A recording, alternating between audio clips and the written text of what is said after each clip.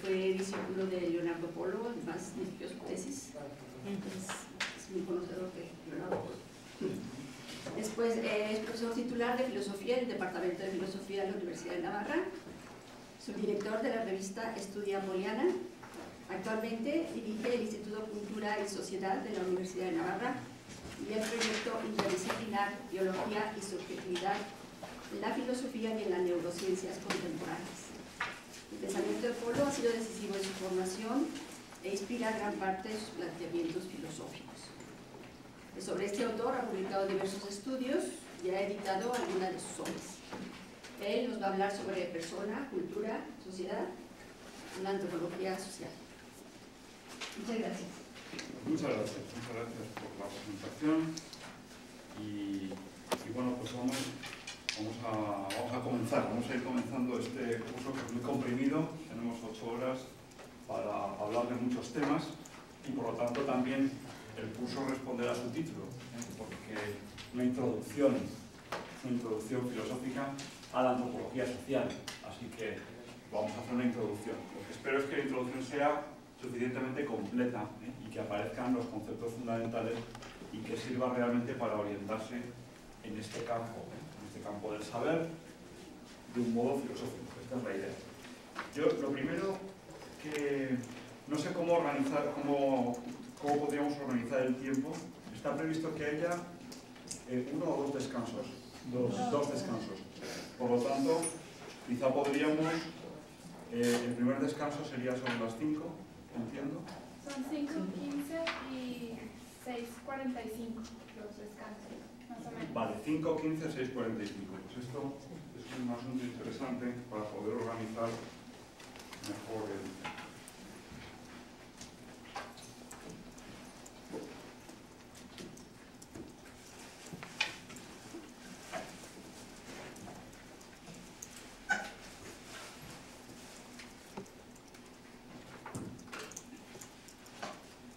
Y sean descansos de un cuarto de hora, entiendo. Vale, por lo menos. Bueno, se puede participar, o sea que yo voy a ir explicando, pero todas las preguntas que haya, todo el... Bueno, no sé si tienen todos el temario que yo pasé. ¿Todos tienen el temario? Bien, pues voy a comentar un poco esto para que nos situemos, vamos a hacer un poco el mapa y luego ya vamos entrando en las materias. Yo tengo aquí, esta vez como el profesor me ha dicho, bueno, los cursos anteriores es que los dio sin papeles y tal. Y digo, bueno, pues esta vez habrá que traer papeles para que... La verdad es que esta vez tengo aquí unas pequeñas notas porque voy a contar un poco qué es lo que voy a hacer y qué es lo que voy a presentar. Durante algunos años he sido profesor de antropología social, de esa asignatura en la que daba clases sobre todo a gente de filosofía y de la carrera de humanidades, pero también venía gente de las que como ofrecido diversas personas. Entonces, mientras yo, bueno, siempre me había interesado, aunque yo me dedico a la antropología filosófica, hice una tesis como sobre el conocimiento, el lugar del conocimiento en la antropología, en el ser humano, una cuestión también muy metafísica, muy, bueno, como se quiera llamar, pero siempre me ha interesado mucho la filosofía de la cultura, siempre desde el principio, desde la carrera. Entonces, siempre he escrito algunas cosas sobre esto, he participado en congresos, y al final... Y en concreto, cuando don Leonardo cumplió 70 años, que se le hizo un homenaje, porque se jubilaba en la universidad, no sé qué, el homenaje consistió en un congreso sobre su pensamiento. Bueno, aparte del típico homenaje en el que hay discursos y tal, pero con ocasión de eso se hizo un gran congreso en el que se invitó todo tipo de gente, y entonces a mí también me invitaron, y entonces me dijeron, ¿de qué quieres hablar? Y yo dije, pues yo voy a hablar sobre la teoría de la cultura de Leonardo Polo.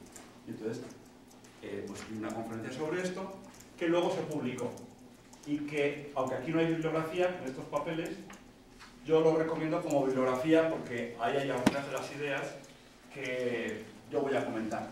No está todo, pero me parece que si lo quieren encontrar, lo mejor es buscarlo en internet. Y es así de sencillo. Ustedes ponen en un buscador la teoría de la cultura de Leonardo Polo y lo más seguro es que les aparezca como el primer. Esta mañana lo he probado y me ha salido. Si encima ponen mi nombre, pues entonces ya es más fácil. Pero la teoría de la cultura de Leonardo Polo, y les saldrá el documento tal como está. Apareció luego en la revista Anuario Filosófico, donde en un número gordísimo que recogía todas las conferencias y muchas de las comunicaciones, todas las comunicaciones. Pues, y ahí lo pueden descargar y lo pueden ver, pues si lo quieren también consultar hoy, mañana o en lo sucesivo. Yo creo que con las cosas que yo contaré aquí, que serán complementarias, bueno, habrá cosas que diré aquí que no están ahí, pero el artículo les puede servir como un complemento y como para pensar un poco las ideas, o si las cosas, pues como habrá cosas que quedarán pendientes de entender, porque en 8 horas, vamos, si lo entienden todo, pues sería tremendo, ¿no? O sea, díganmelo, porque... Bien, entonces, esa realidad, pues les decía que durante tiempo pues, me había interesado este tema, entonces durante unos años di la clase de antropología social. Y entonces lo que hice en esas clases, fundamentalmente, era, la mayor parte del tiempo se lo dedicaba a una cosa que pues, a mí me interesó, porque de esa manera me podía poner al día de lo que se había hecho en la antropología social. Y es una historia de la antropología social. Había unos apuntes que ya había empezado la profesora que daba antes la asignatura, y entonces pues yo los retomé y empecé a darlos y también a completarlos, etcétera, etcétera. Y así durante unos años pues estuve explicando sobre todo, no solo, pero sobre todo dedicaba especial tiempo a la historia de la antropología social. Es decir, cómo se había estudiado, y ahora explicaré un poco qué quiere decir esto de la antropología social, porque también es un término que requiere una explicación. Y entonces llegó un momento en el que dije, bueno, pues ahora ya voy a decir lo que a mí me parece, ¿no? Ahora ya. Y entonces me hice, esto es el índice del libro que yo dije, esto es lo que yo voy a escribir. Voy a hacer una antropología social a mi manera, ¿no? Como Frank Sinatra, ¿no? Entonces, voy a hacer una antropología social a mi manera. Y entonces, cuando decidí esto, por una serie de causas y tal, pues ya no pude dar la asignatura. Entonces ya me dediqué a otras cosas. Me redujeron el tiempo de docencia porque tenía que trabajar en el instituto que se ha mencionado, el Instituto de Cultura y Sociedad. Entonces esa asignatura pasó a uno que trabajaba conmigo, entonces yo ya dejé de dar esa asignatura. Por lo tanto, esto quedó en un proyecto y en unas notas y en un... Así que cuando me propusieron darla aquí, digo, pues esta es la... ¿no? Si les interesa que hable de esto, pues a mí me sirve también mucho. Lo digo porque vean un poco cuál es la idea de... ¿no? O sea, esto lo que les voy a contar es un poco el esbozo y las ideas centrales de un proyecto que es una antropología social desde el punto de vista filosófico. Bien, bueno. Pues, bueno, ¿qué es esto de la antropología social? Porque, claro, los nombres, se sabe que un nombre puede decir muchas cosas y puede sugerir muchas cosas, pero los nombres significan por convención.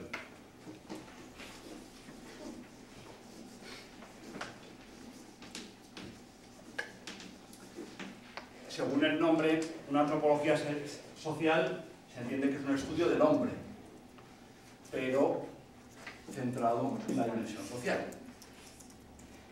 En realidad, lo que entendemos por antropología social tiene una historia reciente, es una historia reciente, y está en la línea de la constitución de las ciencias sociales, ¿no? O sea, el estudio del hombre y de la dimensión social del ser humano está desde el principio de la filosofía. Desde luego en los sofistas ya tenemos cosas, pero también de los grandes socráticos, Aristóteles, pues ha hecho una filosofía social, ¿no? Y Platón también ha hecho una filosofía social, y desde entonces pues hay muchas observaciones, hay mucha... O sea que esto no es nuevo. Pero hubo un momento en el que aparecieron las ciencias particulares, ¿no? Aparece la mecánica en el siglo XVII, ¿no? Se constituye definitivamente, aparecen la química, aparecen un montón de ciencias. Y las ciencias sociales también quisieron constituirse con un método semejante. ser ciencias como lo eran las nuevas ciencias que iban apareciendo. ¿Cuál es la primera ciencia que aparece con este perfil? ¿Ustedes cuál dirían? ¿Cuál es la primera ciencia social? La sociología. Quizás es un... La historia. No, claro, la historia no es una ciencia social en este sentido. No es una ciencia social en este sentido. Aunque desde luego dice mucho sobre la sociedad, pero la primera ciencia social se considera la economía. La ciencia económica. Y además es razonable, porque el ideal de la ciencia moderna, desde que se constituye la mecánica, era aplicar algo semejante al método matemático al estudio de la realidad y a la descripción de los hechos. A la descripción de los hechos. Describir matemáticamente. Pensemos en qué ventaja tenía la mecánica de Newton. La mecánica de Newton no era como la física de Aristóteles. La física de Aristóteles explicaba cuáles eran las causas de las cosas que ocurren, explicaba qué eran los fenómenos naturales, qué es el movimiento, pero Newton no hace nada de esto.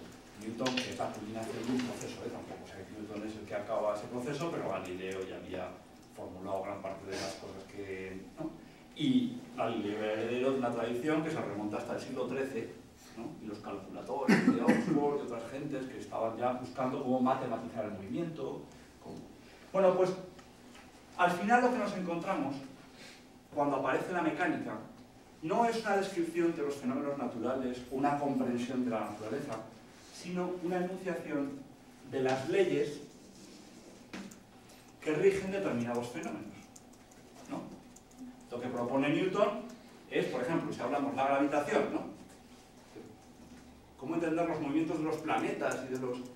Pues Newton propone una ley. Propone una ley, ¿no?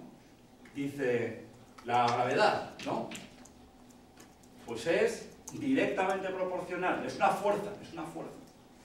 Y es una fuerza que es directamente proporcional al cuadrado de las masas e inversamente proporcional al cuadrado de las distancias, ¿no? Con una constante, ¿no? Constante G, desde aquí, ¿no? Pero sería la fuerza de la gravedad, ¿no? Esta es la constante y tal. Pero esto es una ley. Bueno, y es una ley que en determinadas condiciones funciona y es exacta. Predice perfectamente cuál va a ser la fuerza de la gravedad. Las leyes del movimiento, ¿no? La fuerza es igual a la masa por la aceleración. Me ahorro los cálculos integrales y todas esas cosas, ¿no? Fuerza es igual a masa por la aceleración. Es muy distinto lo que dice Newton de lo que decía Aristóteles. No me está diciendo Newton ni qué es la fuerza o qué es naturalmente la fuerza, sino que la está definiendo. Newton define magnitudes, ¿no? Dice la masa, pues la masa es tal cosa, como en matemáticas. Las matemáticas las cosas son por definición. El objetivo siempre es conseguir una ley. La fuerza es igual a la masa por la aceleración. ¿Qué tipo de conocimiento gano yo cuando formulo una ley? Pues es un conocimiento predictivo. Yo puedo predecir lo que va a ocurrir en el futuro. Por eso es tan interesante una ciencia que formule cuáles son las leyes de unos determinados fenómenos. Es decir, si conozco las leyes que determinan los fenómenos, sé qué ocurrirá cuando yo intervenga sobre ellos. Porque si yo aumento, ¿no? Si tengo una determinada masa, ¿no? Y quiero aumentar la aceleración, pues sé cuánto quieres aumentar la aceleración. X. Entonces tienes que aumentar la fuerza y te digo exactamente cuánto tienes que aumentar, ¿no? O si aumenta la fuerza X, ¿cuánto va a aumentar la aceleración? Lo sé perfectamente. Bueno. ¿Eso se da en la naturaleza? Siempre. Bueno, como he dentro dicho, del ámbito de Newton. Claro, dentro de unos determinados parámetros, ¿no? Pero no es que él enunció las leyes, pero porque las dio. Ah, claro. Las leyes, él hace unas conjeturas que resulta que se corresponden con lo que hacen los fenómenos. Así, ese es el método hipotético deductivo newtoniano. Newton formula ve las cosas y dice, bueno, aquí, ¿qué es lo relevante? Así es como funciona este tipo de ciencia, ¿no? ¿Cuáles son los parámetros relevantes? Determino los parámetros y luego los pongo en relación, ¿no? Y entonces digo, vamos a ver si esto es así. Y entonces pruebo, y si no funciona tengo que hacer otra, ¿no? Pero si funciona, puedo al final acierto a enunciar la ley. Pero es cierto que la ley funciona, ya digo, dentro de unos determinados parámetros. Luego sabemos que la mecánica de Newton pues ya hay terrenos a los que no se puede aplicar y que tiene sus limitaciones, pero dentro del terreno en el que funciona perfectamente. Fíjense, o sea, cuando se consiguió esto, la gente se sorprendió mucho, ¿no? Vamos, se dio cuenta de que había una herramienta, una forma de conocer la realidad que era muy útil. Era muy útil porque me servía para modificar las cosas, para controlar, ¿no? Hay un autor que se llama, precisamente uno de los fundadores de la sociología, Augusto Comte, un francés, a mitad del siglo XIX, proponía como ley, claro, él decía, lo que Newton hizo con la física, hay que hacerlo con la sociedad, con los fenómenos sociales. Y hay que conseguir una ciencia de los fenómenos sociales, y él lo decía en francés, pues como era francés, pues, vale, no, era normal.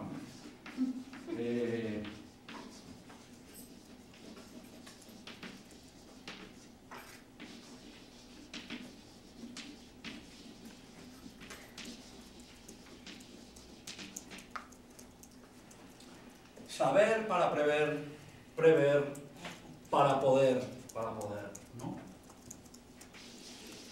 ¿Por qué a la gente que se dedica, ¿no? Los empresarios, los políticos, que tienen que tomar decisiones o que se mueven en el ámbito de la sociedad, ¿no? De los fenómenos sociales, les interesa tanto las estadísticas, las encuestas, los estudios sociales? Lo que buscan es, bueno, ¿qué ocurrirá cuando yo haga esto? ¿No? Lo que quieren saber, eso es lo que te da poder en la sociedad. Saber si yo muevo esta ficha, ¿cómo va a responder? ¿Cómo responderá el mercado? ¿Cómo responderá, ¿no? ¿Cómo responderá la gente? ¿Qué causa, si yo tomo esta medida política, qué cosas ocurrirán en la sociedad? ¿No? Claro, es que si no tienes eso, si lo haces a bulto totalmente, ¿no? De hecho, el que no sabe economía, ¿no? Puede tener muy buena voluntad, pero se propone cosas que son incompatibles entre sí, ¿no?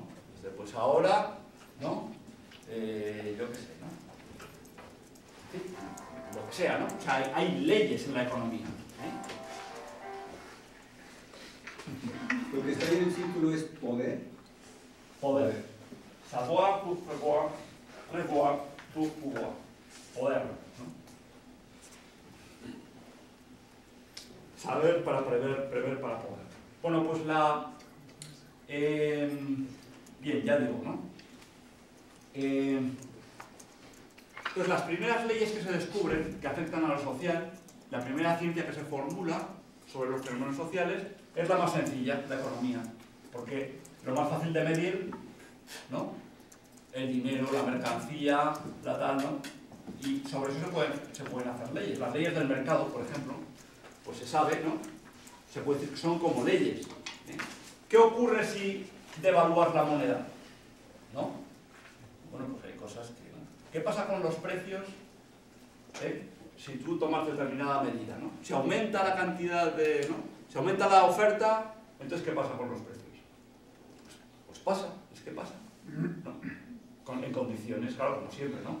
En condiciones ideales. Bueno, en las condiciones necesarias para que eso, ¿no? O sea, sin perturbaciones, ¿no?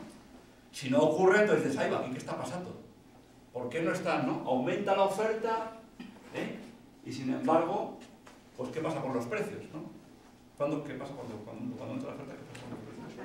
Los precios bajan. Pues imagínense que aumenta la oferta y los precios no bajan. Entonces uno dice, ahí va, aquí está pasando algo raro, ¿no?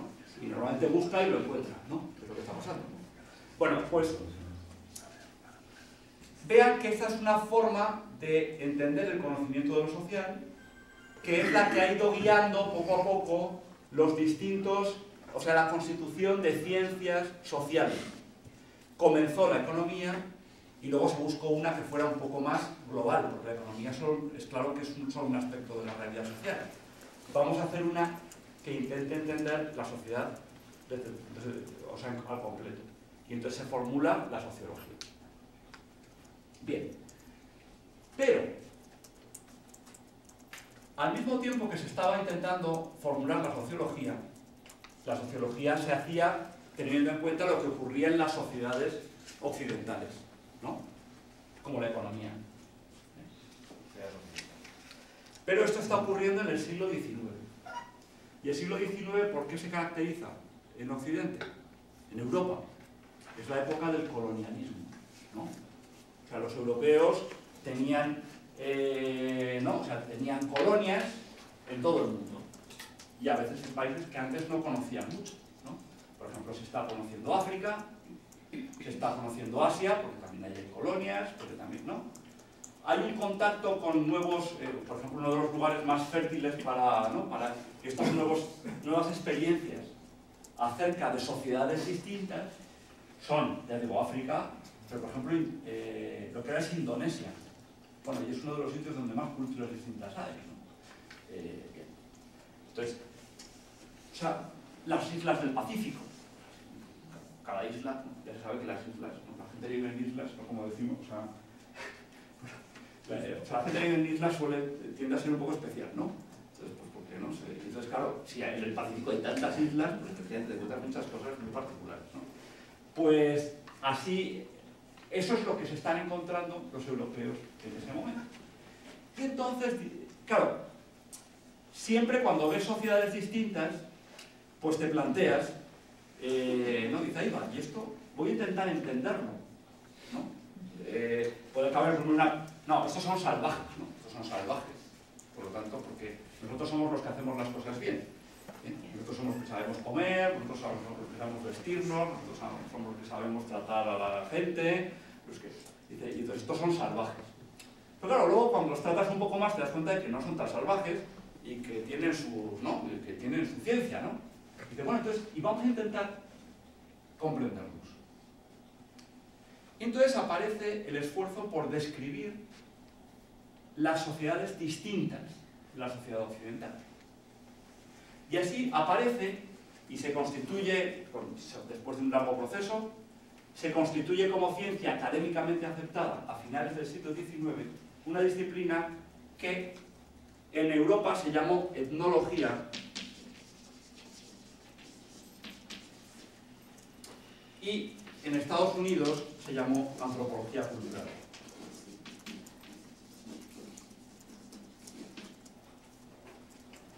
Bien. Bueno, en realidad es una ciencia, su origen fue un origen europeo. La antropología cultural americana, se ha dicho que la antropología cultural, o sea, si hay una ciencia característica de Estados Unidos, digamos la que Estados Unidos ha sido muy relevante en el desarrollo de la ciencia, es la antropología cultural. Porque ha habido, ¿no? Pues, mucha antropología cultural, o sea, el esfuerzo por describir culturas, etc. Aunque los grandes padres de la antropología cultural americana, pues sobre todo hay uno que es Franz Boas, que es un alemán. Este es el padre de gran parte de los antropólogos, ¿no? El maestro de gran parte de los antropólogos. Pero en las universidades de Estados Unidos ha habido muchísima, y sigue habiendo, pues mucha antropología cultural. Hasta el punto de que la antropología cultural en Estados Unidos es lo que uno entiende cuando dices antropología. ¿Qué es estudiar al ser humano? Pues estudiar las culturas en las que el ser humano vive. Se identificaba el estudio del hombre con el estudio de la cultura. Y esto es una cuestión interesante. Esto ha sido una característica bastante común a lo largo del siglo XX. Bueno. Ellos dicen antropology. Antropology, sí.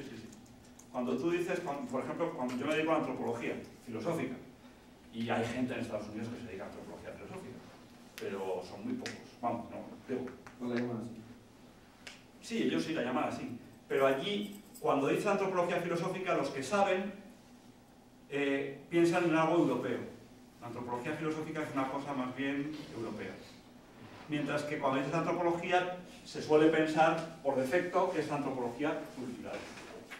La descripción de las... es una ciencia social.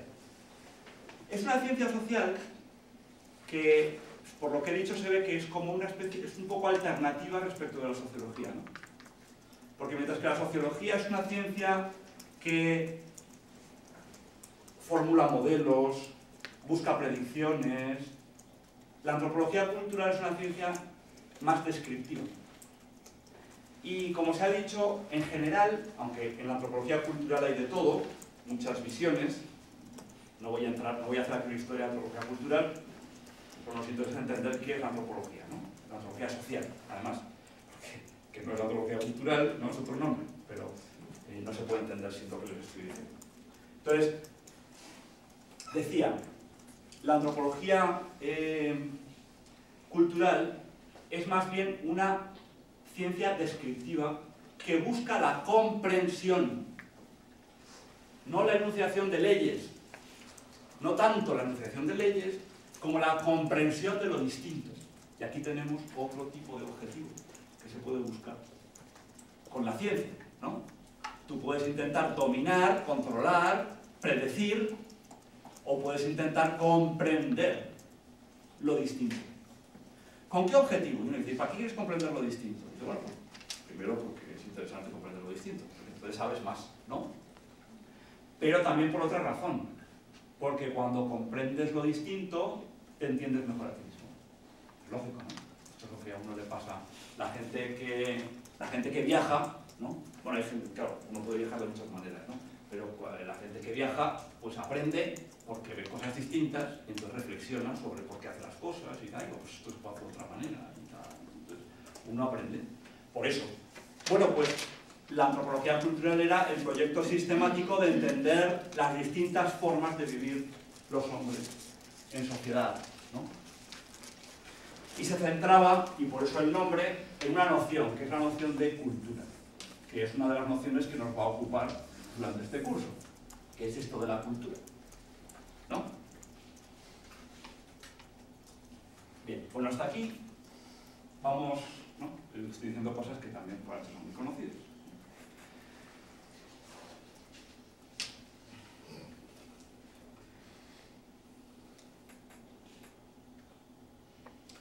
Bien, claro, pero las ciencias sociales, claro, todo lo que tiene que ver con el estudio del ser humano, o sea, el ser humano es muy complicado, ¿no?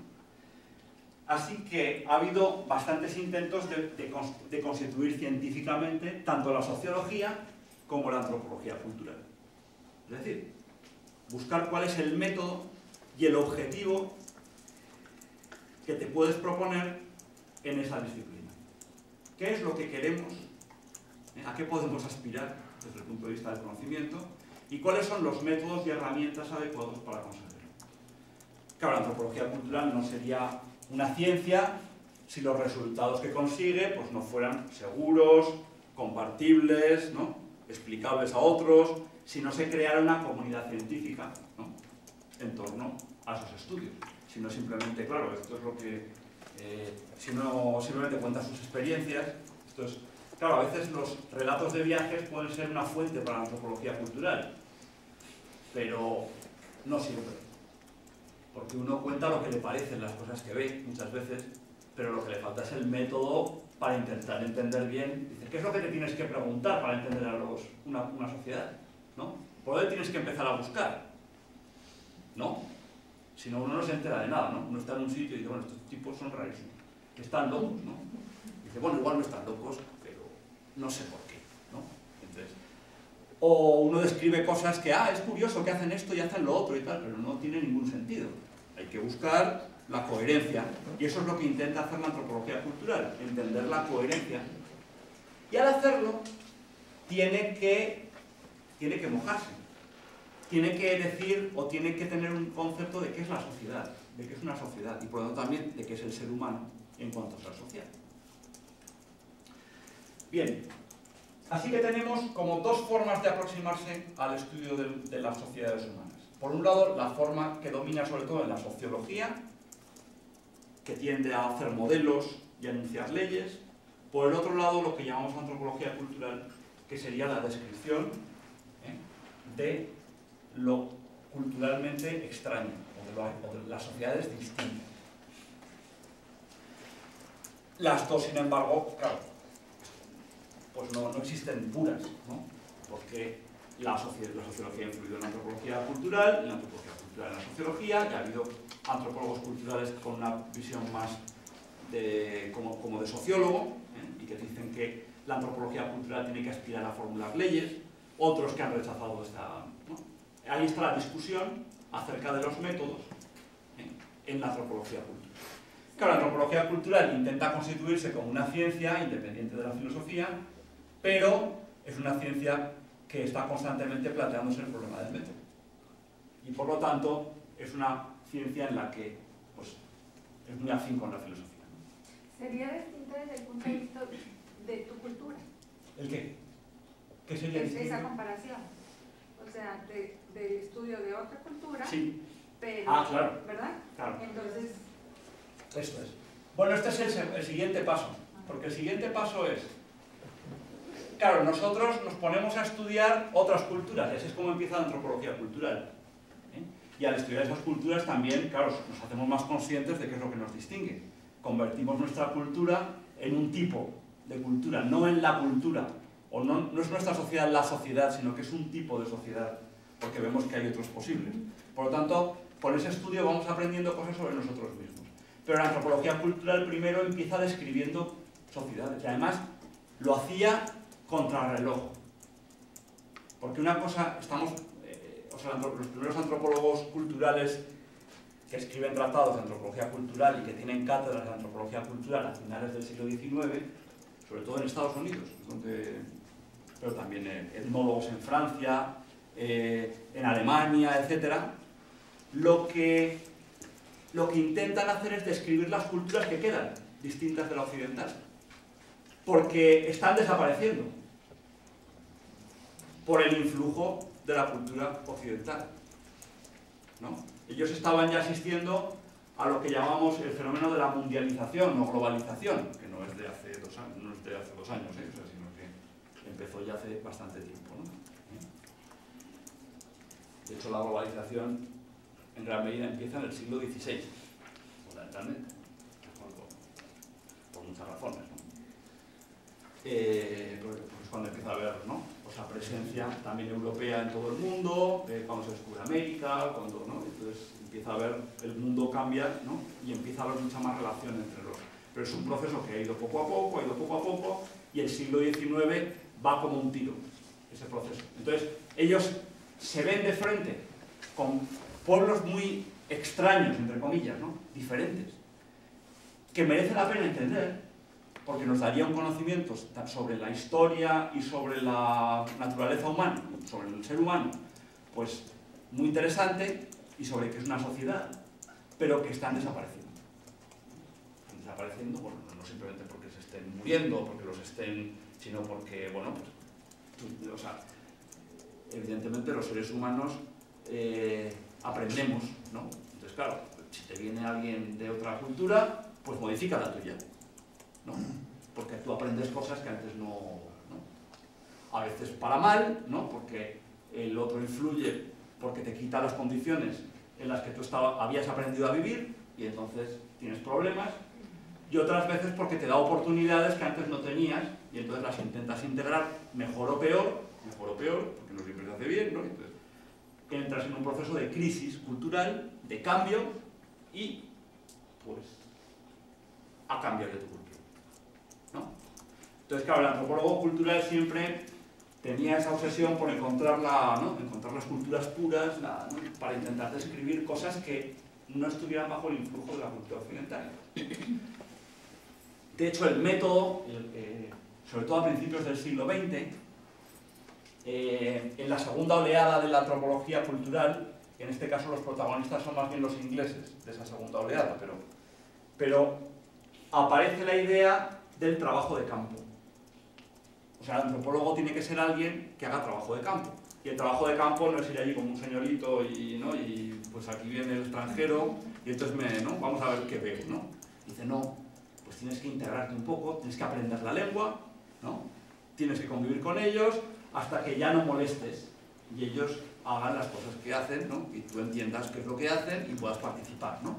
La observación participante se llamaba, ¿no? Hablaremos quizá de esto en algún momento, pero se entiende, ¿no? Que ese objetivo, que eso parece necesario o parece conveniente si tú quieres entender una cultura, ¿no? Cuando tú llegas a un sitio y eres el extranjero, la gente no se comporta igual, ¿no? Hay cosas que no te dice, hay cosas que no hace, y entonces también, bueno, ¿viste que estará pensando de nosotros, ¿no? Entonces, eso es lo que hay que evitar, y entonces se dan cuenta de que, ¿no? Van viendo poco a poco cuáles son las limitaciones de... A veces también lo que pueden hacer, otro método para entender una cultura es alguien que se haya criado en una determinada cultura, pero que ha aprendido tu lengua, y entonces que te lo explique, y le haces las preguntas oportunas, porque si él no es un antropólogo cultural, le tienes que guiar, le vas preguntando, y bueno, hay muchos métodos, ¿no? La entrevista cultural, ahora está muy de moda también hacer esto, ¿no? Pues hay libros en los que se aproximan a determinados fenómenos culturales haciendo entrevistas a personas de otra cultura, y entonces pues, cuentan, ¿no? Pues cómo han vivido, cómo resuelven tales problemas, cómo dan sus experiencias, etcétera, y con esto se hacen la reflexión. O sea que, bien, como ven es un objetivo, pero claro, la antropología cultural, ya digo, se hizo como contrarreloj, porque efectivamente el influjo de Occidente pues ha sido, ¿no? Ha ido modificando esas culturas. ¿Pero qué ha pasado? Claro, los métodos que se usan para entender las culturas distintas resulta que también son útiles para entender la propia cultura. Porque ¿quién se aclara del todo con lo que pasa en su propia sociedad? ¿No? De hecho, a finales del siglo XX se vio que también un objetivo de la antropología cultural era intentar entender los fenómenos marginales que ocurrían dentro de la propia cultura, que no los entendía nadie, vamos, por lo menos los que no eran, ¿no? Pues determinados grupos o subgrupos, ¿no? Dice, bueno, ¿y estos por qué viven así? ¿No? ¿Por qué tienen, ¿no? ¿Cómo se organizan? ¿Qué relación tienen con...? Así que también en las sociedades, o sea, a la puerta de tu casa sales y te ves obligado a hacer antropología cultural para entender al vecino, ¿no? Porque hace lo que hace, porque... Por lo tanto, los métodos de la antropología cultural desarrollados en las islas del Pacífico, ¿no? Pues eso, por unos tipos que llevaban allí, los dejaban en una balsa y entonces pues ya sabes de quién pueda, ¿no? Y estaban ahí unos cuantos años con su cuaderno de notas y tal, pues ahora resulta que lo puedes hacer pues en tu calle, ¿no? O sea, vas al final de la calle y entonces ya empiezas a ver una serie de cosas que dices, no entiendo absolutamente nada, ¿no? Porque las sociedades occidentales, las sociedades modernas, ¿no? Son sociedades muy complejas, ¿no? Y muy articuladas, ¿no?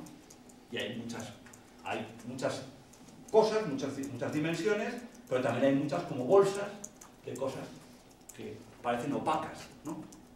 Y que hay que entender. Bueno, pues precisamente en esa al darse cuenta de esto y la antropología social volverse de nuevo sobre la cultura propia, ¿no? O sobre lo que tienes al lado, entonces es cuando se empieza a popularizar este término, el de antropología social, ¿eh? Porque es una forma de estudio social. O sea, el método de la observación es un método que en realidad lo tienes que usar para estudiar cualquier cultura, también la tuya. También, o sea, nuestra cultura no la conocemos del todo. De hecho, empezamos a conocerla cuando la podemos comparar con otras. Digo, hacer un estudio de la sociedad como tal, porque es muy difícil sin contraste entender. Y luego tienes que observarla, porque hay cosas que crees que sabes, pero que no te has fijado en ellas.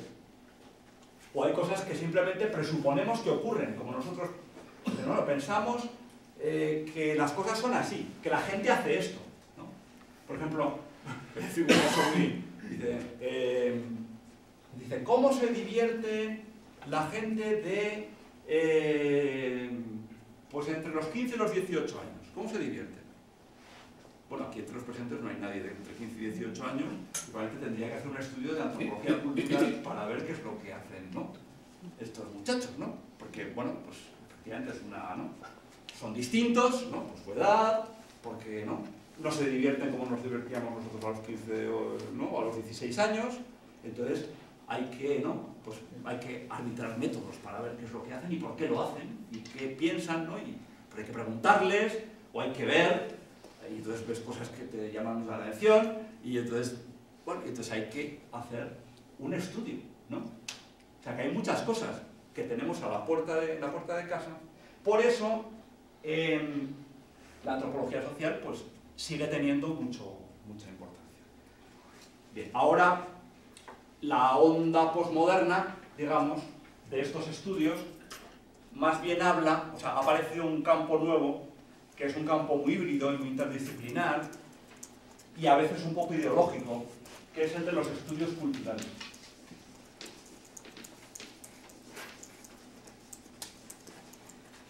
Los estudios culturales.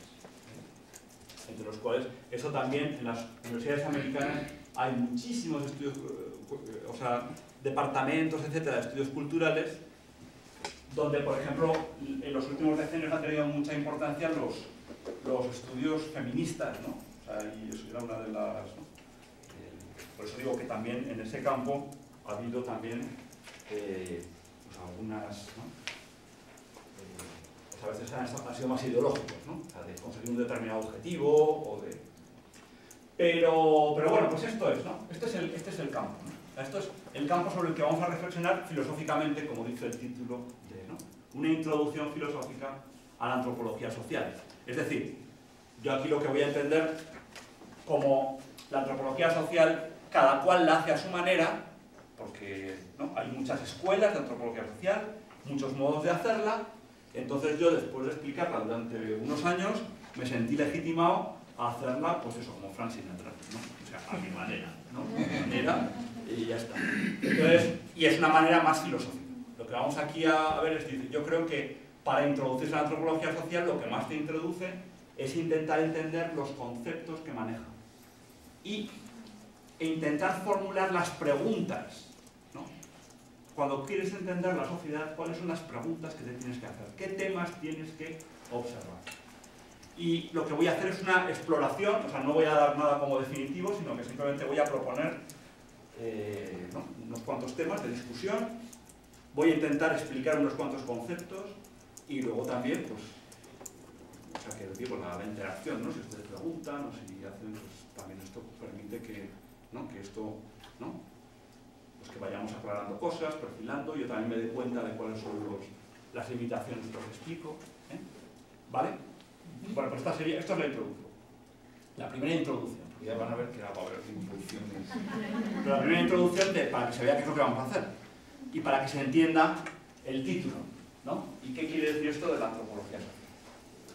Yo siempre, claro, la antropología filosófica es un estudio del ser humano y por lo tanto la dimensión social interesa mucho. Es una parte muy importante, ¿no? Del estudio del hombre.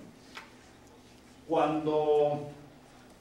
Claro, eso te pone en diálogo con las ciencias sociales. Es decir, que dice las ciencias sociales te interesa mucho porque te puede ayudar a entender mejor al ser humano. Entre la sociología y la antropología social, puestos o sea, después de leer unas cosas y otras, yo he visto que es mucho más interesante para la filosofía la antropología social que la sociología. Porque la sociología tiene mucho más de, ¿no? De crear modelos, de hacer predicciones, aciertas o no aciertas. Actualmente la sociología está muy lastrada por cuestiones como las estadísticas, etcétera, etcétera, o sea, cuestiones muy empíricas. Parece que, ¿no? Para decir algo, y entonces las cuestiones teóricas quedan un poco en sordina, quedan un poco marginadas. Pero en el mundo de la antropología social constantemente se ven enfrentados con las grandes preguntas, ¿no? Las resolverán mejor o peor, pero es una disciplina mucho más filosófica. Y además para la filosofía lo que más te interesa es, la antropología social es apasionante porque te describe una serie de fenómenos que te ayudan a entender mejor al ser humano. Cuanto más experiencia tienes sobre lo humano, más fácil es decir cosas un poco sensatas, ¿no? Y no dejarse llevar por la primera idea que a uno se le ocurre, ¿no? Y de primero mira las cosas, ¿no? Primero conoce un poco y luego... Pues la antropología social, y hay cosas muy bien hechas en la antropología social y muy serias, que dan ideas muy interesantes sobre el ser humano. Pues, aparecerán quizá algunos ejemplos y quizá alguno también podrá ir aportando sobre los temas que vamos a tratar, pues ejemplos que nos puedan dar, ¿no? De esa experiencia, ¿no? Que además está muchos, incluso se ha popularizado, digamos, ¿no? O sea, que gracias al trabajo de estos señores que han hecho antropología social y cultural, nosotros tenemos más conocimiento de la diversidad de las sociedades y las entendemos mejor. Ahora hay, claro, el interés, hace poco veía que la antropología cultural también es muy práctica para algunas cosas, ¿no? Por ejemplo, leía que por el ejército americano, que tiene muy mala, o sea, ya se sabe que la política exterior de Estados Unidos siempre ha sido muy criticada, incluso en Estados Unidos, ¿no? Pero desde luego fuera de Estados Unidos, porque muchas veces parece que no se hace cargo, pues la crítica que se les suele hacer, no sé si justificado o no, pero que no se hacen del todo cargo de la situación, de lo que están haciendo, ¿no? En los países en los que intervienen, ¿no? Parece que van a resolver un determinado problema, que lo tienen muy claro, y entonces crean un problema muchísimo mayor, porque no se aclaran. Bueno, esto quizá ocurre, pero es verdad que Estados Unidos es consciente de este problema. Y leía, por ejemplo, que en Afganistán, por ejemplo, cuando estaban las tropas americanas, pero que había antropólogos culturales que habían mandado, ¿no? O sea, gente de esta disciplina, para que les explicaran un poco a los soldados americanos, primero que vieran el terreno y qué es lo que pensaba la gente y cómo vivía la gente y cómo tal, y les explicaran a los soldados americanos cómo tenían que tratarlos, ¿no? Porque ellos quizá pensaban que estaban diciendo una cosa, ¿no? De lo más amable, y al otro le estaban rompiendo por el eje, ¿no? Entonces, bueno, o está ya lo más sencillo, ¿no? O sea, que cuando... o sea, por lo menos hay que entender cómo se saluda en un determinado sitio, ¿no? Entonces, se sabe que en el desierto, por ejemplo, por lo menos tradicionalmente, el saludo era que uno levantaba la mano derecha, ¿no? Porque era el modo de que no puedes, o sea, no empuño el arma contra ti, ¿no? Y dice, pero claro, si te levantan la mano y dices, bueno, este señor, ¿qué quiere de mí? Pues entonces ya se distorsiona la relación, ¿no? O sea, que cosas tan sencillas como esta, ¿no? Pues requieren un conocimiento. No se puede conocer a priori. Así que la antropología cultural tiene... y por supuesto esto, todos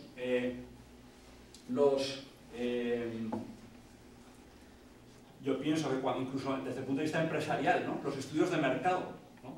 Bueno, los estudios de mercado bien hechos tendrían que tener un componente también de cuál es el perfil de los potenciales, ¿no?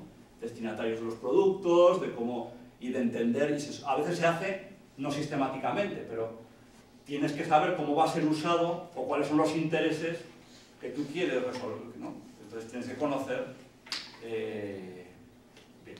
O sea que es una ciencia práctica, pero no es como la sociología, porque la sociología, ya digo, es más bien una ciencia. No digo que no sea útil, no digo que no sea importante, pero desde el punto de vista de la filosofía, pues te aporta menos. Bien.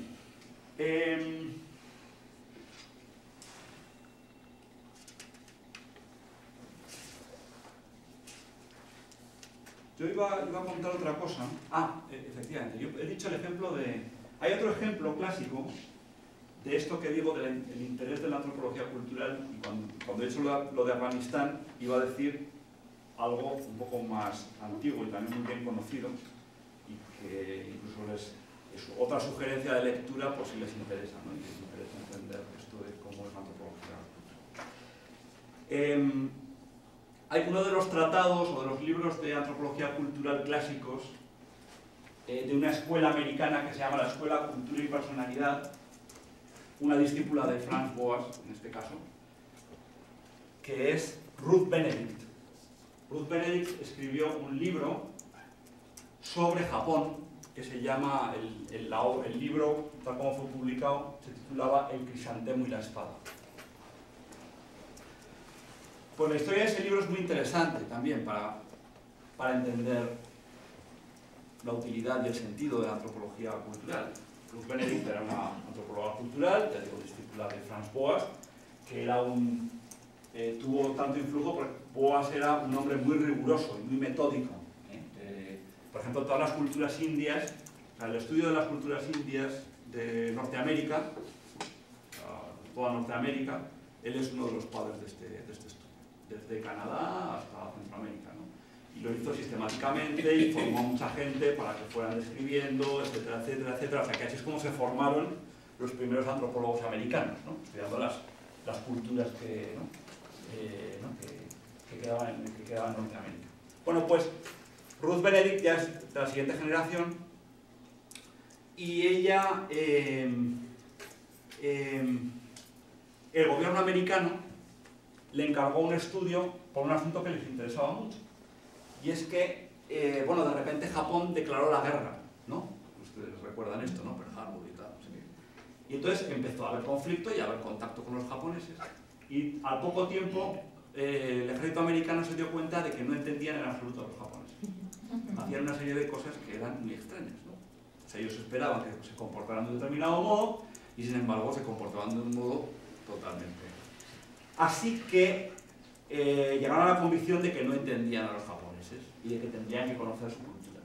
Y entonces contrataron a esta señora para que hiciera un estudio, para que hiciera una descripción de la cultura japonesa que sirviera al ejército de los Estados Unidos.